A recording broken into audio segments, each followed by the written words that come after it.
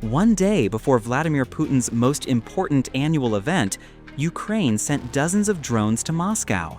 Not to the front lines, not to a refinery in the Urals, not to a military base in occupied territory, to Moscow, to the Russian capital, to the city that Putin has spent 3 years telling the Russian people is safe, secure, and beyond Ukrainian reach.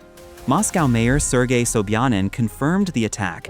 Dozens of Ukrainian drones targeting the Russian capital throughout the night of May 8th, one day before the Victory Day parade that Putin has been preparing for weeks. The parade that was already stripped of its military hardware because Ukraine destroyed enough of it.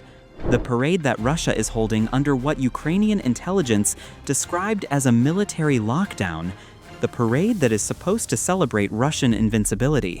Ukraine just told Putin and every Russian watching that no celebration of Russian military power is appropriate while Russian missiles are still killing Ukrainian civilians.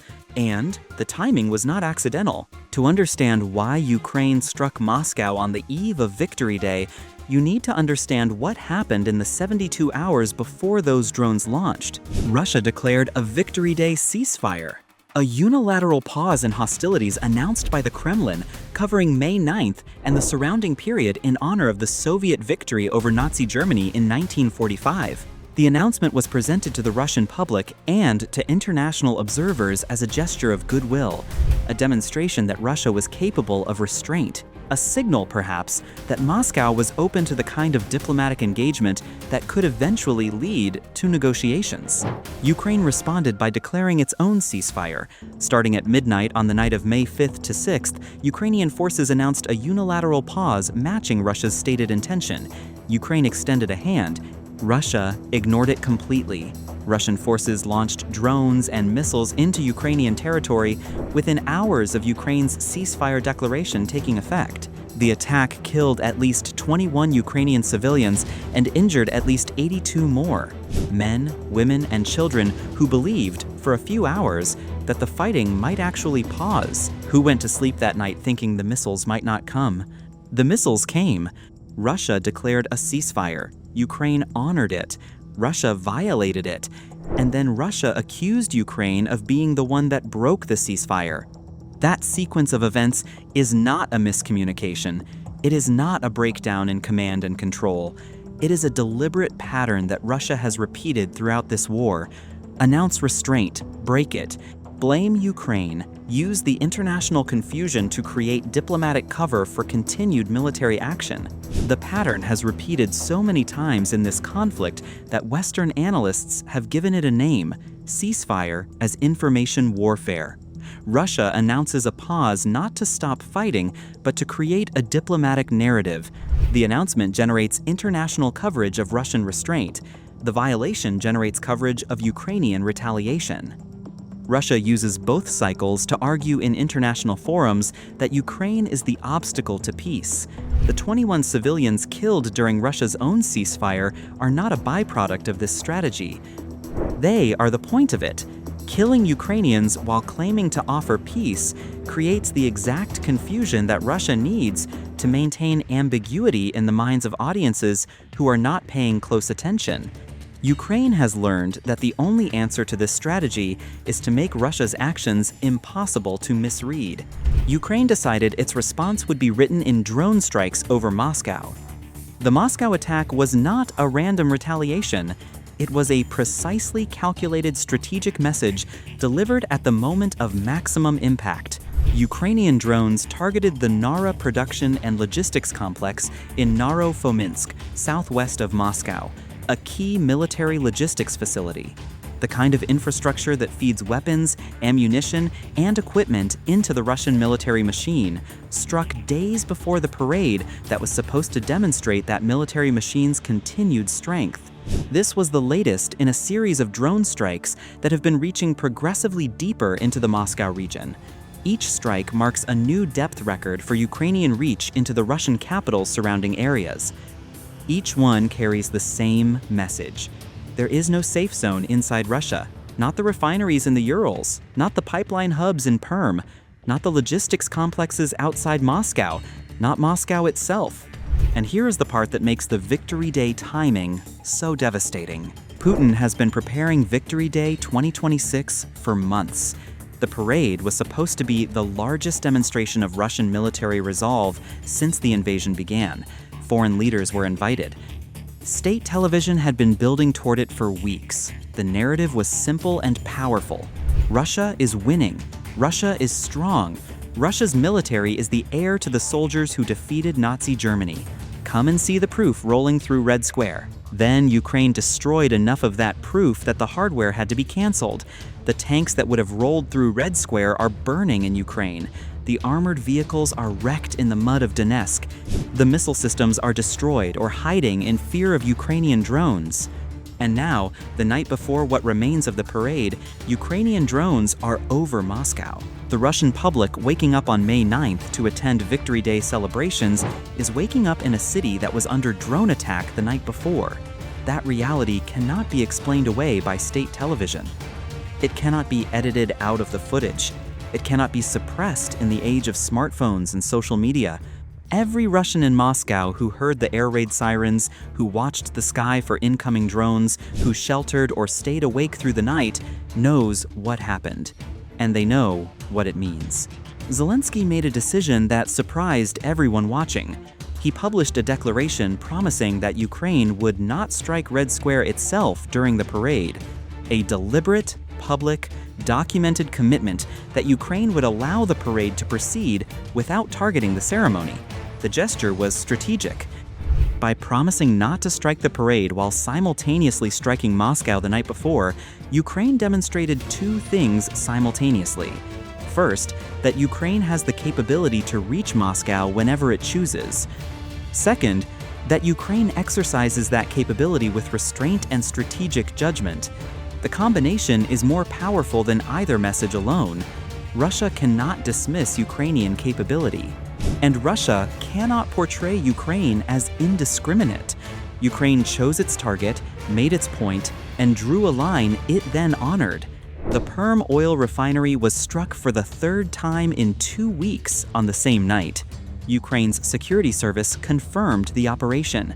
The Lukoil Perm refinery, one of Russia's largest domestic oil processing facilities, struck again before repairs from the previous 2 attacks could be completed.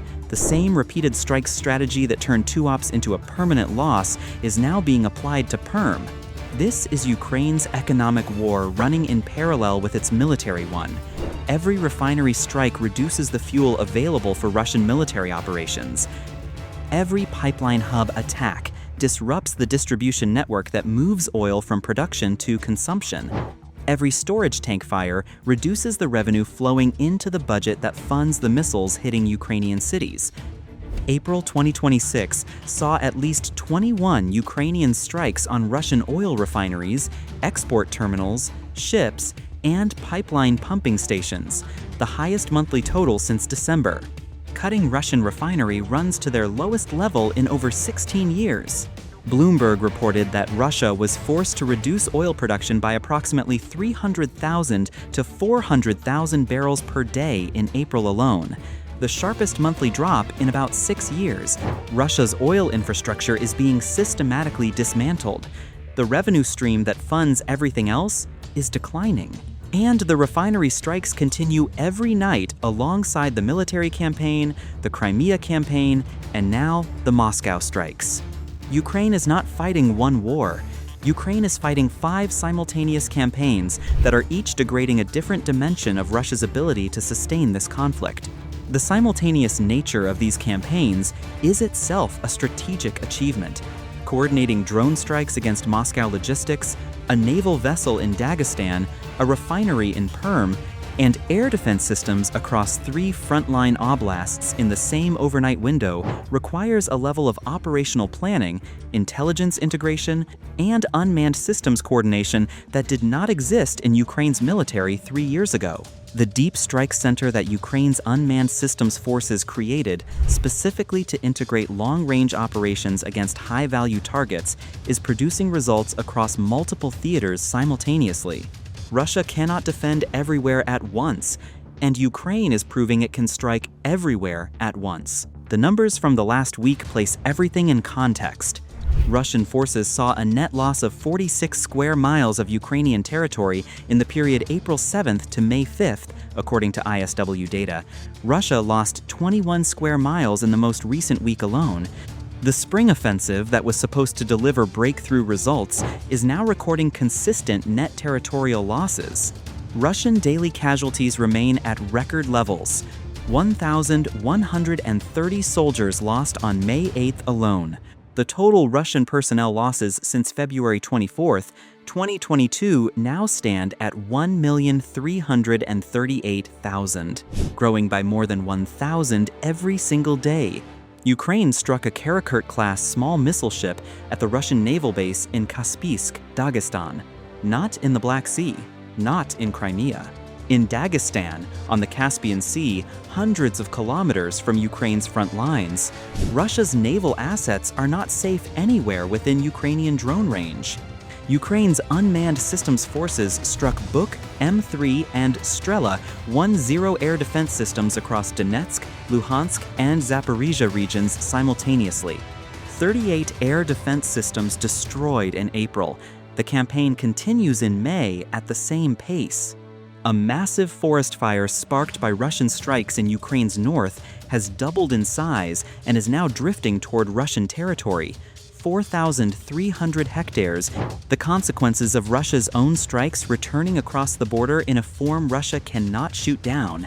And through all of it, the Russian military urgently deploying 4 additional regiments, 24 battalions, and 162 batteries specifically to counter Ukrainian strike drones. Russia is reorganizing significant military resources away from offensive operations to defend against the drone campaign. Every battalion protecting a refinery is a battalion not attacking in Donetsk. Here is what Ukraine striking Moscow one day before Putin's Victory Day parade means for America. And it is the dimension most coverage consistently underestimates.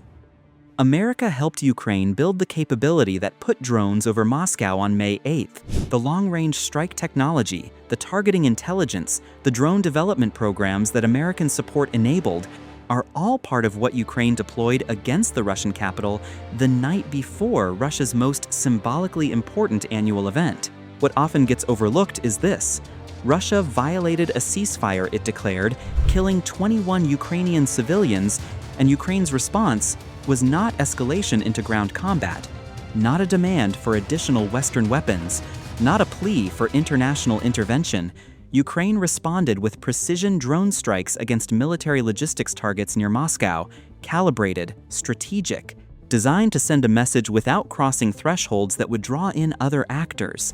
That is the behavior of a military that has learned, over 3 years of the hardest possible combat experience, how to use its capabilities with strategic intelligence. America helped build those capabilities. American support sustained Ukraine through the periods when the outcome was most uncertain. And what America's investment produced is a Ukrainian military sophisticated enough to strike Moscow with precision the night before Victory Day, while simultaneously hitting a missile ship in Dagestan, a refinery in Perm, and air defense systems across 3 oblasts. Every American taxpayer who has supported Ukraine's defense should understand what their investment is producing right now. Drones over Moscow. A Victory Day parade without military hardware, a spring offensive recording net territorial losses, Russian oil infrastructure cut to its lowest refinery output in 16 years. This is what American strategic commitment delivers when sustained across 4 years of the most consequential conflict in Europe since the Second World War. Dozens of Ukrainian drones over Moscow. One night before Putin's parade, 21 Ukrainian civilians killed by Russia during a ceasefire Russia itself declared. The Perm refinery struck for the 3rd time in 2 weeks. A missile ship hit in Dagestan. 46 square miles of net Russian territorial loss in the past month. 1,130 Russian soldiers lost in a single day. Putin woke up on Victory Day in a city that spent the previous night under Ukrainian drone attack. He stood at a parade without military hardware for the first time since 2007. He reviewed troops in a capital that Ukrainian drones had reached the night before. For 3 years, Putin told the Russian people that the war was contained, controlled, and heading toward the victory he promised them. The drones over Moscow on May 8th said something different, something every Russian who heard the sirens understood without needing state television to explain it. The war is not contained, it is not controlled, and the victory Putin promised is not coming. Did Ukraine just demonstrate on the eve of Victory Day that Russia has already lost the strategic narrative it has been sustaining for 3 years? Or does Putin have something left that changes what the Russian people saw and heard on the night of May 8th? Drop your answer below. I read every single comment. If you want daily coverage that does not sugarcoat what is actually happening, hit subscribe and turn on notifications. I post every single day, and I am not stopping.